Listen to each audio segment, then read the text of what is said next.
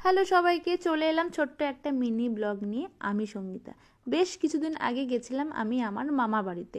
তো মামা বাড়িতে বিশেষ একটা অনুষ্ঠান থাকার জন্য বছরে একবার করে 2-3 দিনের জন্য যাওয়াই হয় সব পরিবারে। মানে আমার বাপের বাড়ি, শ্বশুর বাড়ি সবাই মিলেই কিন্তু আমরা মামা বাড়িতে যাই এই অনুষ্ঠানে যোগদানের জন্য।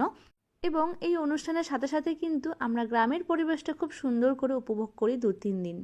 যেহেতু আমরা শহরে থাকি, শহরের এই কোলাহল গাড়ির আওয়াজ থেকে মুক্তি পাওয়ার জন্য কিন্তু এই আমাদের মামাবাড়িটা আমাদের কাছে বেস্ট।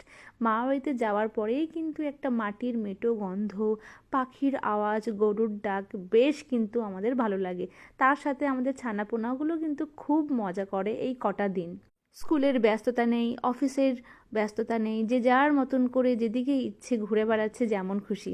তো আমরা কি করেছি, 2-3 দিনের জন্য গেছি। তো আমাদের মামা বাড়িতে একটা কুল বাগান আছে। তো সেই কুল বাগানে আমি আমার ছানাপোনাকে নিয়ে, মানে পিকু, ওদিকে হচ্ছে আমার ছানা পরি, সবাই সব পরিবারে বলতে গেলে চলে গেছিলাম কুল বাগানে কুল পাড়তে।